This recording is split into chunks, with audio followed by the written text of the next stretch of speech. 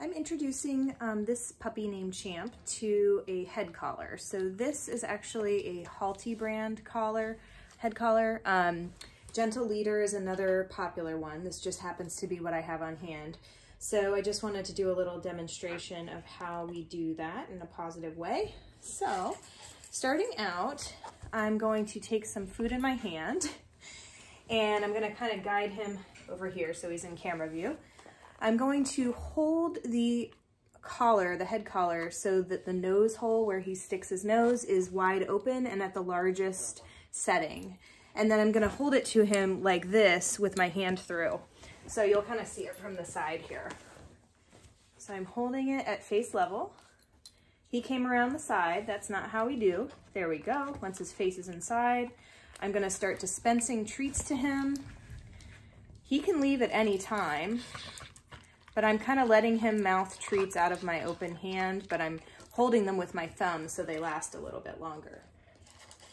So I need to get a few more treats, send him away. When he comes back, he's gonna put his face right in here. Maybe. If not, I help him out by kind of luring. Good boy. Yes, good. Now you see that time he put his nose into the loop on his own without me luring him. So that'll be how we start to transition this to an operant behavior. Okay. Yes, good. As soon as he puts his nose through, I say yes, which marks the behavior, and then I start feeding.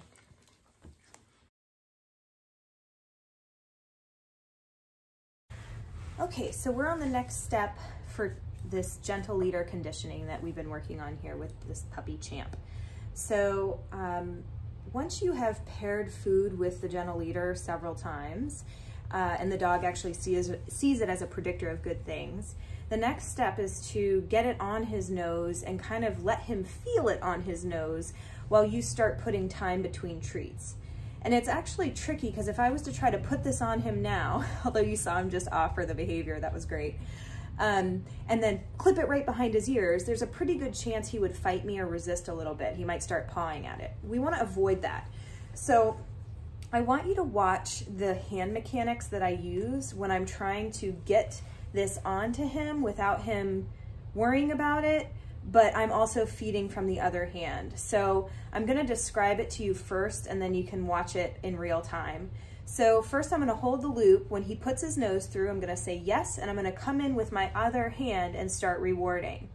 Then, as I'm rewarding, he's kind of pushing into me. I'm going to take my left hand, so I kind of have to put this over my hand for you to see what I'm talking about. Pretend this hand is Champ's nose. So once his nose is through, I'm going to bring my left hand down, slide down the strap, and then pull it towards his ears, just gently.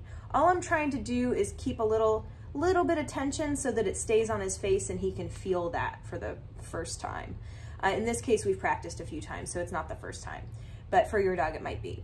So again, it's gonna be this little smooth movement of his nose goes through, I slide my hand down, not letting go of it completely, and then put a little tension. So let's try to watch that real time here. So I'm gonna present the loop and I'm not baiting him through anymore. I'm waiting for him to offer to put his nose through before I start treating. Here we go. Good boy. Come on, you wanna play? Oh, so if he goes around, that's okay. Oh, there he went, yay. So again, treat goes into his mouth. I gently kind of slide my thumb down the side of his face and hold on to this strap. There we go, you can see it. Now, we're stopping the constant treats. Now I'm sitting here holding this strap on his face, gently, I'm not pulling on it. And he's waiting for me to come in and reward. And he's just sitting with it on his face. Because I want him to kind of learn what it feels like when it's on his face, right? Good. And now I'm just gonna slowly build up the time between treats. All right, and then I'll take it off, get my hand ready again, and we'll try again.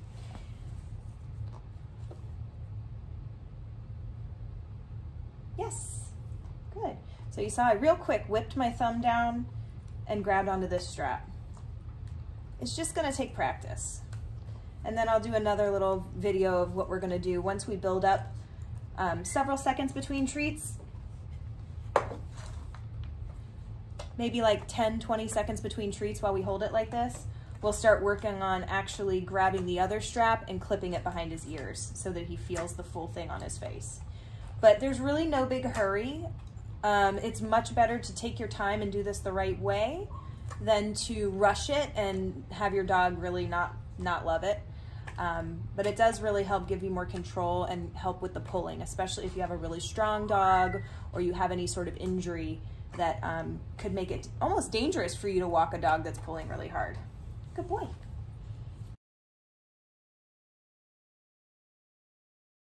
We're at the phase now where I'm going to attempt to clip the gentle leader behind his ears for the first time. So I'm not sure if it's fitted correctly yet. Generally, I would rather have the straps that go behind the ears be tighter than the nose loop. So you always want to adjust the straps behind the ears for fit first and keep the nose loop as loose as possible before you go tightening the nose loop. He hasn't had this clipped on before, so he might have a moment where he's like, whoa, what's happening?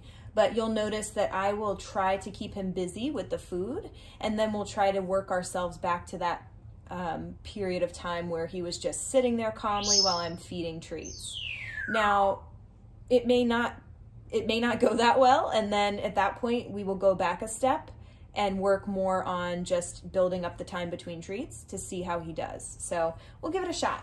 I'm also using kibble, so sometimes with some dogs you might want to use a higher value treat and for something like this. With him, he loves his kibble. He's taken my fingers off for it, so if I was using a higher value treat, I think I might not have any fingers left. Okay, so I'm going to grab, for this, I'm going to grab several treats at a time. And I'm gonna get him up. He's getting tired. I think it's time for a nap. All right, so I'm gonna hold it out for him to put his nose through.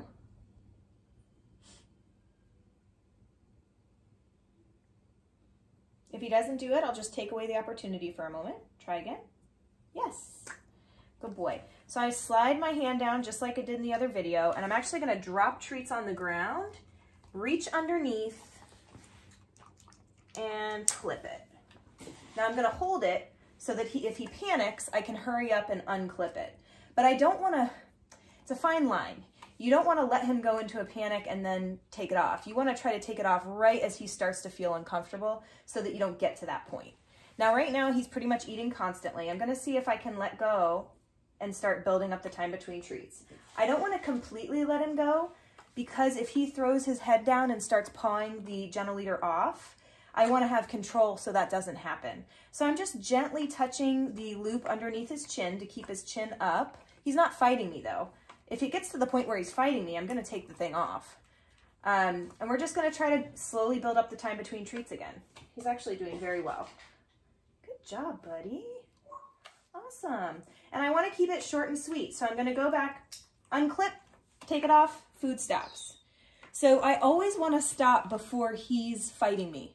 Keep it short and sweet. You want to leave them wanting more, right? Look at him. He's still sitting here. He's ready to play the game again. But if I got to the point where he was worried or panicking or starting to paw it off, then he's not really going to want to play the game anymore. So I like to stop while I'm ahead. And then we'll try it again a little while later. So you can do this several times a day until you get it to where they're comfortable as he is. I think in total this has been like 3 or 4 days of introducing him to this piece of equipment.